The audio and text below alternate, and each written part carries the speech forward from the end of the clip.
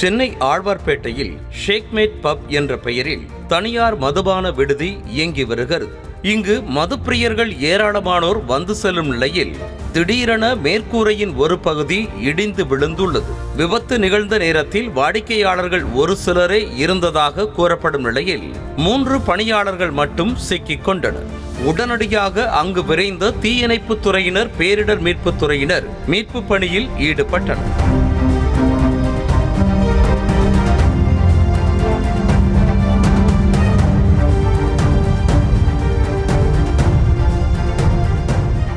இடிபாடுகளில் சிக்கி உயிரிழந்த 3 பேரின் உடல்களும் மீட்கப்பட்டன. சென்னை காவல்துறை கூடுதல் ஆணையர் பிரேமானந்த் சின்ஹா நிகழ்விடத்தை நேரடியாக ஆய்வு செய்தார். பின்னர் செய்தியாளர்களை சந்தித்த அவர், முதல் தளத்தில் மேற்கூரையின் ஒரு பகுதி இடிந்து விழுந்ததில் 3 பேர் சிக்கிக் கொண்டதாகவும், இதனால் தரைத்தளத்தின் மேற்கூரையின் ஒரு பகுதியும் இடிந்து விழுந்ததாகவும் தெரிவித்தார். ஃபர்ஸ்ட் ஃப்ளோருடைய ரூஃப் உடைய போர்ஷன் தான், ஒரு கான்கிரீட் போர்ஷன் இருக்கு இல்லையா, அது அப்படியே விழுந்துச்சு. அதுக்கு கீழே 3 பேர் நின்றுட்டு இருப்பாங்க, அது அவங்க மேலே விழுந்துச்சு. அந்த இம்பேக்ட்னால அந்த கிரவுண்ட் ஃப்ளோருடைய ரூஃப் இருக்குல்லையா, அதுவும் கொஞ்சம் டேமேஜ் ஆகி கீழே விழுந்துச்சு. பட் கீழே யாரும் இல்லை கிரவுண்ட் ஃப்ளோரில். So only damage is in the first floor. அதில் 3 பேர் இருந்தாங்க, அவங்க மாட்டிட்டாங்க உள்ள. தொடர்ந்து மயிலாப்பூர் எம்எல்ஏ மயிலை வேலு மீட்பு பணிகளை பார்வையிட்டு சென்றார். அவரை தொடர்ந்து சென்னை மாநகர காவல்துறை இணை ஆணையர் தர்மராஜ் ஆய்வு மேற்கொண்டார்.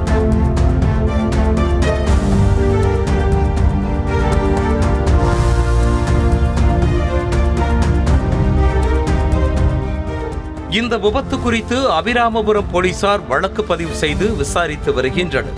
உயிரிழந்தவர்கள் மணிப்பூரைச் சேர்ந்த மேக்ஸ், லல்லி எனும் திருநங்கை மற்றும் தமிழ்நாட்டைச் சேர்ந்த சைக்ளோன் ராஜா ஆகியோர் என போலீசார் தெரிவித்துள்ளனர்.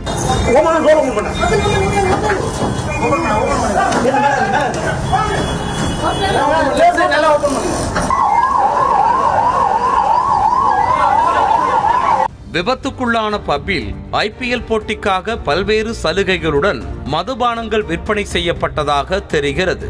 இதனால் ஐபிஎல் போட்டியை திரையில் காண இருக்கைகளை பலர் முன்பதிவு செய்திருந்ததாகவும் கூறப்படுகிறது.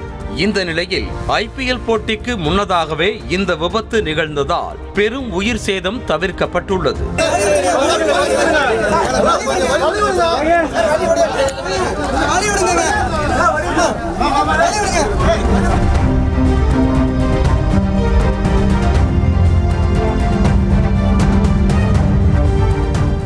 சென்னை மாநகராட்சி ஆணையர் ராதாகிருஷ்ணன் நிகழ்விடத்தை ஆய்வு செய்துவிட்டு விபத்து குறித்து பத்திரிகையாளர்களிடம் விளக்கம் அளித்தார். கட்டடத்தின் மேற்கூரை கான்கிரீட் கலவையால் போடப்படவில்லை என தெரிவித்த அவர், கட்டடத்தின் உறுதித்தன்மை குறித்து விசாரணை நடைபெற்று வருவதாக கூறினார். மேலும் விபத்துக்குள்ளான மதுபான விடுதிக்கு சீல் வைக்க உத்தரவிடப்பட்டுள்ளதாகவும் ராதாகிருஷ்ணன் கூறினார். பார்க்கும்போது ஒரு ஸ்ட்ரக்சரலா இருக்கக்கூடிய ஒரு ஃபால்ஸ் ரூஃபிங்னு சொல்ல முடியாது, ஒரு கான்கிரீட் கைண்ட் ஆஃப் ரூஃபிங். அந்த ரூஃபுக்கு கீழே ஒரு கான்கிரீட் மாதிரி உள்ள ஒரு டெக்னிக்கலி ஃபால்ஸ் ரூஃபிங்கும் கிடையாது, கான்கிரீட்டோட ஃபுல் ரூஃபும் கிடையாது. அதுக்கு நடுவில் இருக்கிறது அப்படியே கீழே 10க்கு 10 அடி கீழே விழுந்த காட்சிகள் இருக்குது. அதுக்கு கீழே தான் இந்த 3 பேர் சிக்கிக் கொண்டு இறந்திருக்கார்கள். சீல் வைக்கணுமா சார்? டெஃபினெட்லி இப்போதைக்கு ஆமாம், டெஃபினட்டாக அதை செக்யூர் பண்ணோம். அப்புறம் சீன் இன்சிடென்ட் சீனையும் செக்யூர் பண்ணி வச்சிருப்பாங்க. அது முழு விசாரணைக்கு உட்பட்டு தான் அதை. இதற்கிடையே பப்பிற்கு அருகாமையில் நடைபெறும் மெட்ரோ பணிகள் காரணமாகவே கட்டடம் அதிர்ந்து மேற்கூரை இடிந்து விழுந்ததாக கூறப்பட்டது. ஆனால் இதனை மெட்ரோ நிர்வாகம் திட்டவட்டமாக மறுத்திருக்கிறது. நிகழ்விடத்தில் மெட்ரோ ரயில் நிர்வாக அதிகாரிகள் ஆய்வு செய்ததில் கட்டடத்தில் அதிர்வுகள் ஏற்பட்டது கண்டறியப்படவில்லை என CMRL நிர்வாகம் தெரிவித்துள்ளது.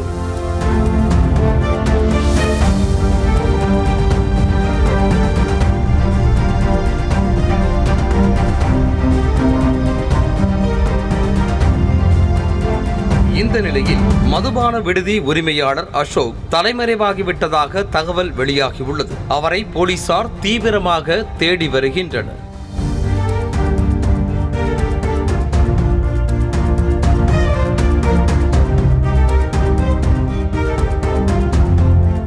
விபத்து நிகழ்ந்ததற்கு மெட்ரோ பணிகள் காரணமல்ல என தெரிய வந்திருக்கும் நிலையில் கட்டடத்தின் உறுதித்தன்மை கேள்விக்குறியாகியுள்ளது. தரமற்ற முறையில் கட்டுமான பணிகள் மேற்கொள்ளப்பட்டதா அல்லது கட்டடம் கட்டியதில் விதிமீறல் நடைபெற்றுள்ளதா என கேள்வி எழுந்துள்ளது. செய்திகளை உடனுக்குடனும் துல்லியமாகவும் தெரிந்து கொள்ள சப்ஸ்கிரைப் பண்ணுங்க.